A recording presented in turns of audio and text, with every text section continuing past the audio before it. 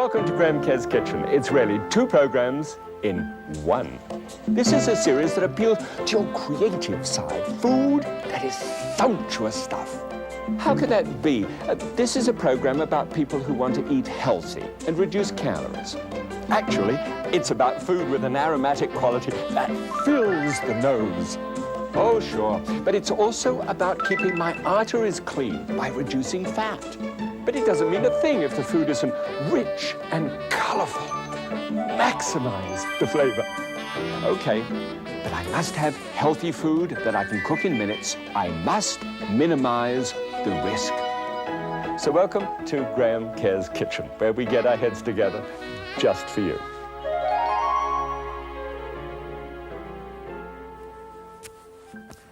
I really do hope that we're getting our heads together. Welcome, by the way.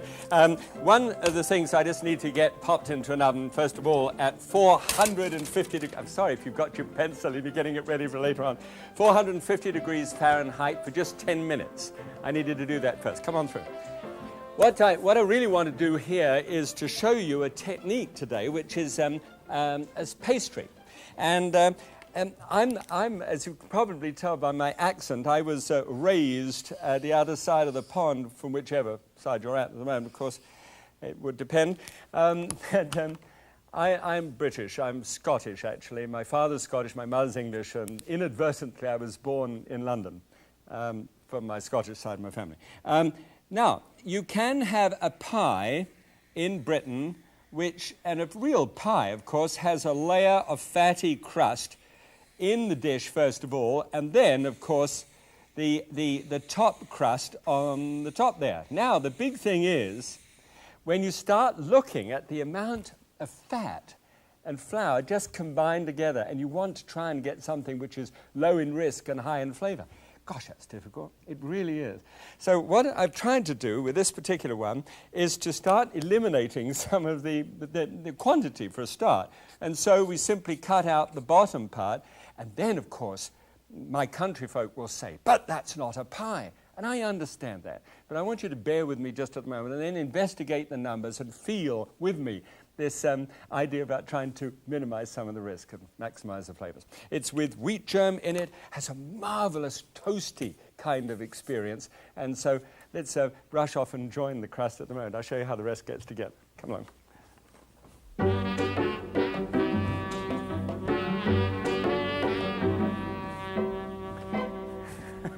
Good.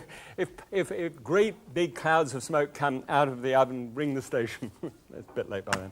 Okay. First things first. A cup and a half of flour. And this is an all-purpose flour. And this is a most important way to begin. Into that, a quarter of a cup of wheat germ.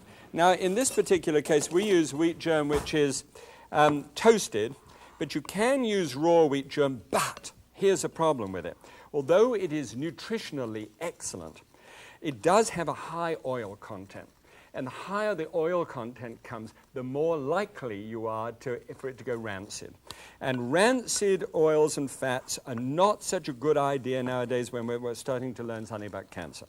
So please, if you're going to get wheat germ, get it at the last conceivable moment, or keep it in the deep freeze, or buy it toasted and then keep it in the fridge. All right.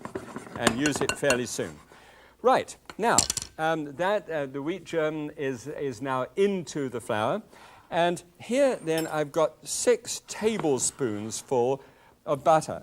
Not butter. I thought you just fell off the sofa for a moment.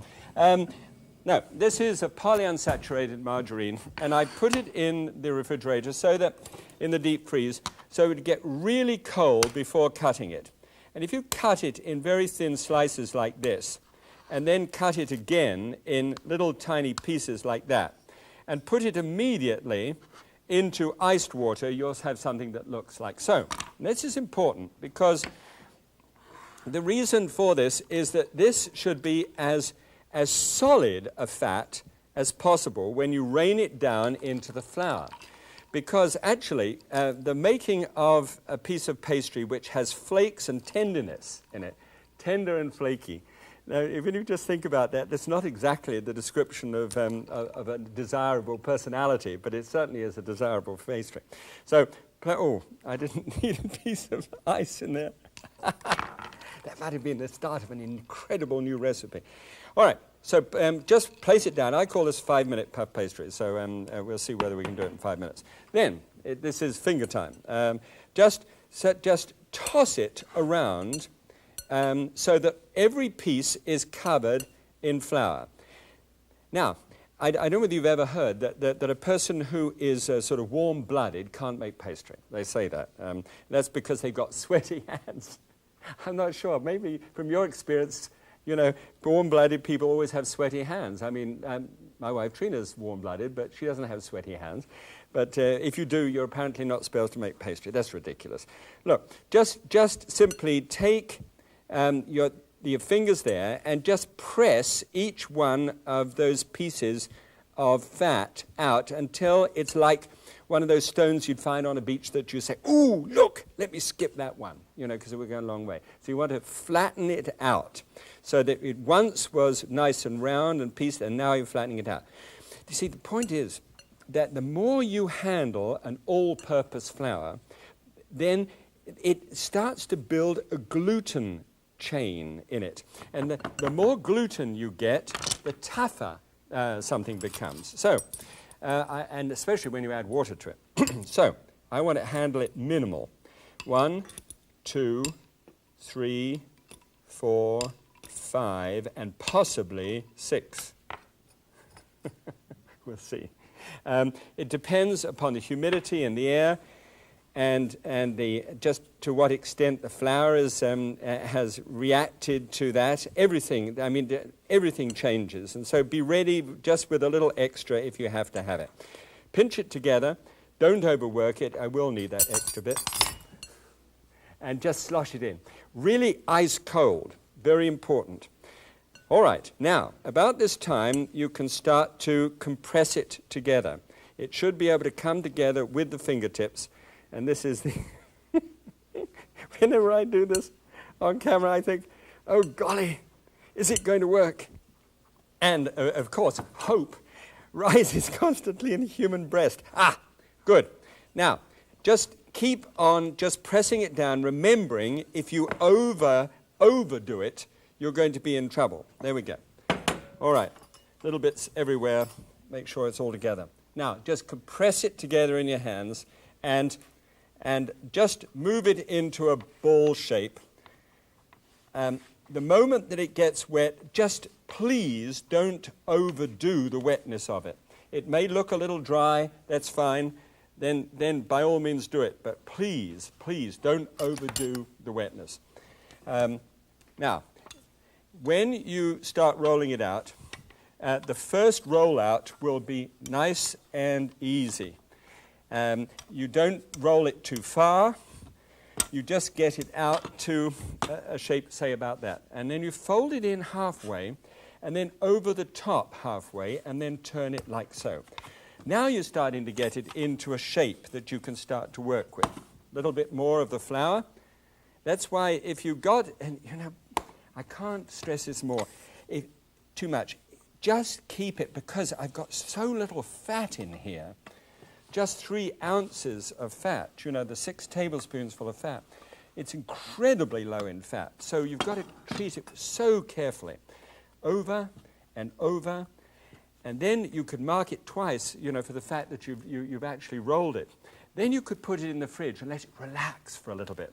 Bring it out once again, and then roll it out for the last time, just the state that you want it in. Now, if you've got a rolling pin, the thing to do is to get a rolling pin that has got handles on it. I feel that is probably the better kind of rolling pin, so that you've got something to hang on to as you're simply going through. This is... Come on out! I don't want to keep on handling you. The more I handle you, the tougher you're going to get. That's right, buddy. Oh, well. Do you ever talk to the things that you do in the kitchen? There we go. All right. So you just roll it out until it's about 1/8 of an inch thick. Now, you see the kind of dappled look that it has a wonderful appearance.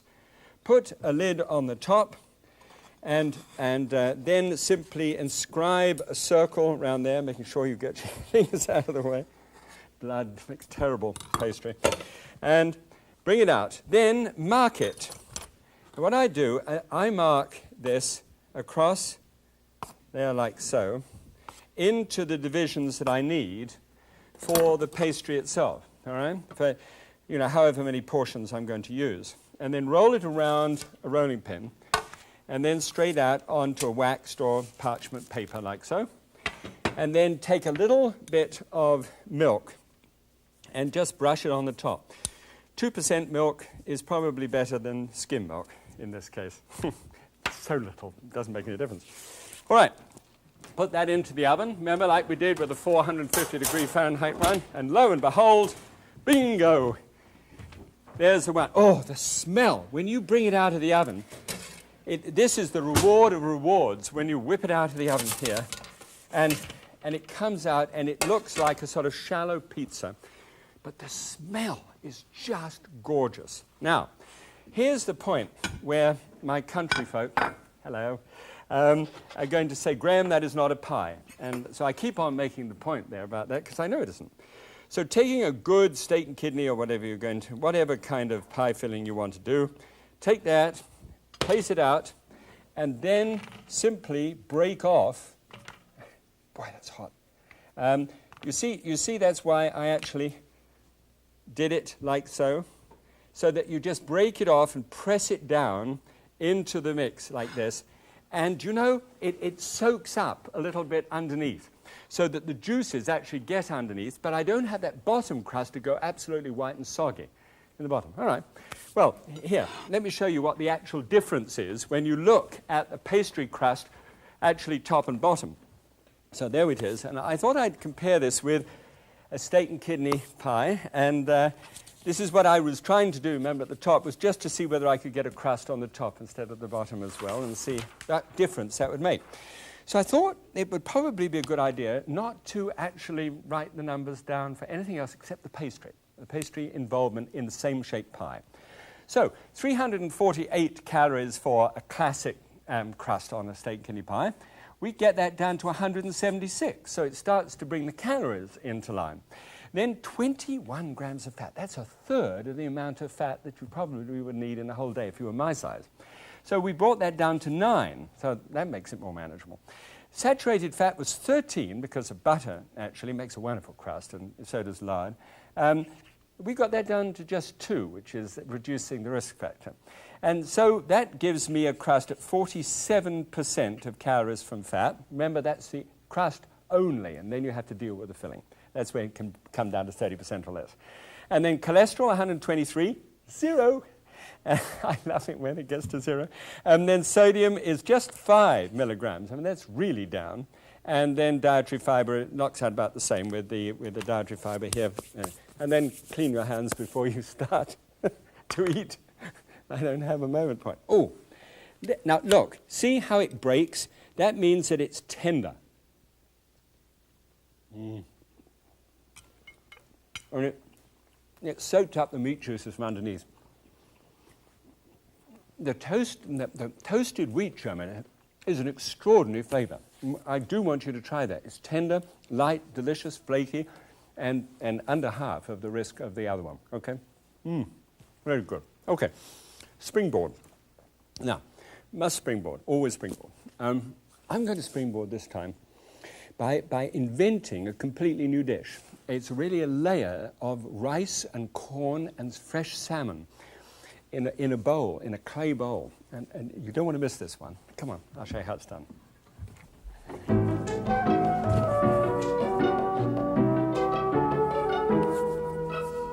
Right, now this one is totally unique. I don't know any other dish anywhere like it in the whole world. So here we go. Take 1 cup of sweet corn, which is the frozen sweet corn, and you've actually defrosted it, and take 1 cup of a Chardonnay, dealkalized Chardonnay, and just whack it in there, bring it to the boil, and it's just almost at the boil there now. And then ready one of these one of these blenders. So make sure that it's nice and tight at the bottom. I've had more fun than you can imagine with leaky bottoms. Well, if you understand. Okay, so we just simply pour that in there. I prefer glass. And then on with the top and put it on here. Good. All right, so it's on and ready, and I dial that up to about 6 and then run it. And always take your hand off the top. All right, so it's just bouncing up and down at the present moment. It doesn't take long, just a few moments. And then get one of these, stainless steel mesh sieves. The sort of thing that has been really strung together properly is going to last a lifetime. That's what these do. They're very strong indeed. Get the pan ready to receive it. After it's had about this 30 seconds, then you can just stop it down and place this, then pour this into, the smell of it. When those kernels break open and they pop in the blender, you see, when they break, and they mix with the wine, and there's something absolutely extraordinary that goes on between these two as they get together, the wine and the corn. This is for the sauce, by the way, that goes with it. Just great. Just mash it through and just get as much through as possible. You're just left behind with some fibrous material, which is a bit of a shame because we could have used it, but it'll ruin the sauce. Okay, just place that in there. And now, keep it on the heat.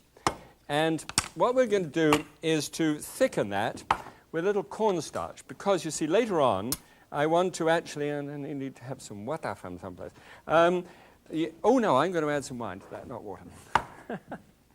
I like running backs and forwards over there just to see whether Terry, who's right behind this camera here, you don't know him personally, but just wag your camera to say, "Oh, there, Terry." That's all right. That's him. That's him. You see, I just want to be sure. I can't really see him, so I mean, all I can see is you. Okay, so here I just take 2 teaspoonfuls of the cornstarch. Never arrowroot, because if you do that, it turns it slimy. Because there's something about arrowroot and yogurt which doesn't work well. So pull it away from the fire with this cornstarch, having melted that down, and just put it back on the heat again. It must boil for about 30 seconds to get some of that ugly starch feeling, out of that. Okay, so that's doing well, and I just want to bring that to the boil, make sure that comes up. Good. All right, here's the bowl. Now, it's a bowl which measures about 4 inches across. It's got a glaze in the center, and it's just ordinary clay on the outside. And you've probably seen them around. Here, you take just a little bit of polyunsaturated margarine, in this case, just some of the bit left over from making the pastry. And then you make a pastry sheet like the one that we made before. Roll it out about 1/8 of an inch thick.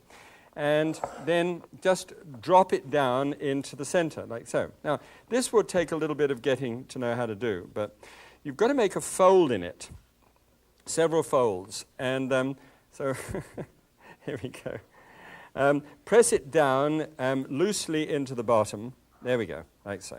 And I found that about 3 folds usually does it. 1 fold there. Here's a second fold. Let's just fold it over there. And here's a 3rd fold around this side. It's kind of, I learned this from a plastic surgeon. Terrible. All right, press it in. Now, just quickly pinch it together, like so.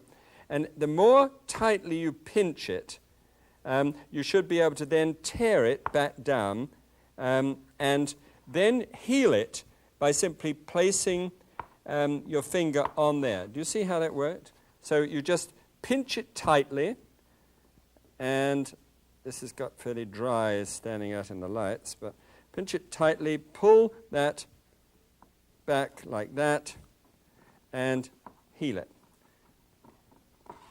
And the last fold here, major fold. Oh, look, this is wonderful now. Can you get off that for a moment and get it here? See now, see that's thick like custard. Now I just want to pour that into a bowl there, and I'm pinching at the same time, so that it gets nice and cold. Now, I wouldn't normally ask you to do that at all. You wouldn't have to do that at home. Just keep it in the saucepan and just let it go cold whilst you're doing the rest of this. But I have to do that.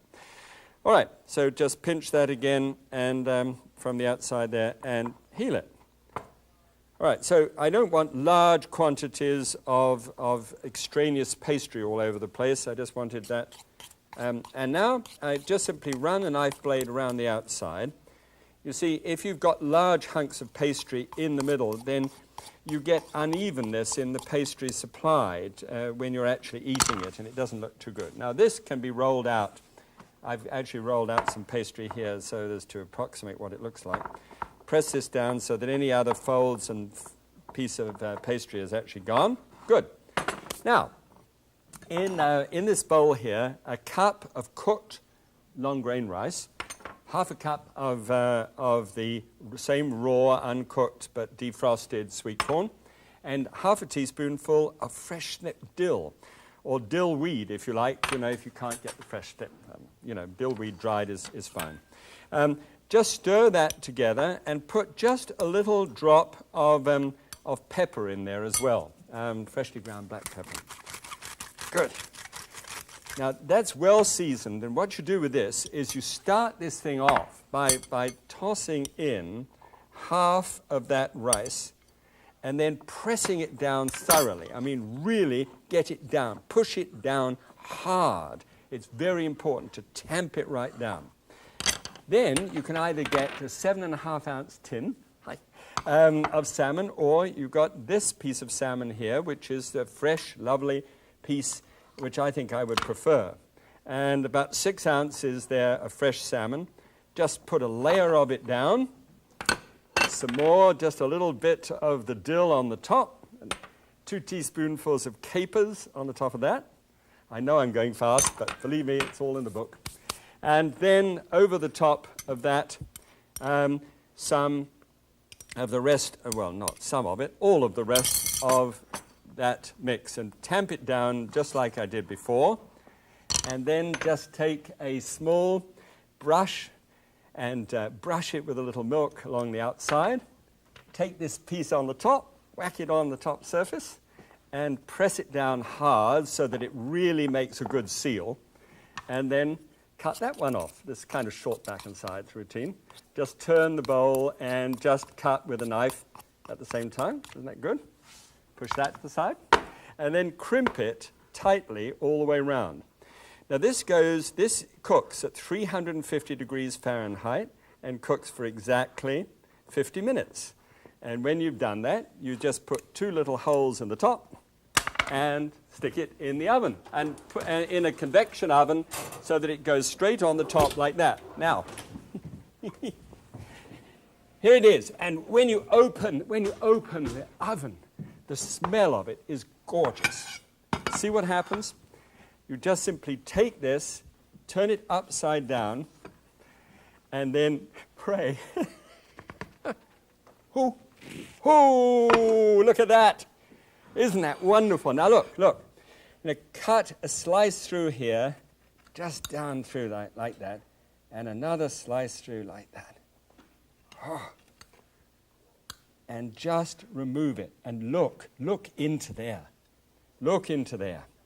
All right, give me just a moment. I need a bit of moment. Magic of television. And now, this is what I call magic, you see. What actually took place in that twinkling of an eye, see my eyes are twinkling, was that we took the sauce that was set in there and just added half a cup of strained yogurt to the sauce, and then just poured it hot over the top of the pie there, and then a little dusting of dill and some pepper, and that's just exactly what it looks like. All right. Now, the classic with which we're going to compare this is a fish pie with the top and bottom crust. This has an all the way around the crust too, and it's got more or less the same kind of vegetable relationship to fish in it. So we can see the effect of what happens just with the crust. Okay, from $5.91 for the classic, you drop virtually down 100 calories. From the fat, however, from 38, that whistles all the way down to 17, and the saturated fat element in it is down to 3. So that gives me the possibility of a 31% calories from fat dish instead of a 58 one. So 25 for cholesterol, which is super, and sodium down to 77, even though the capers were in there, it's not overdone, and then up by 5 in terms of the amount of fibers in it, which really works well. Okay, now I tell you, nothing I have ever seen anywhere relates quite to this dish. You see how the salmon flakes into there, and that sauce, that sweet corn sauce? Oh,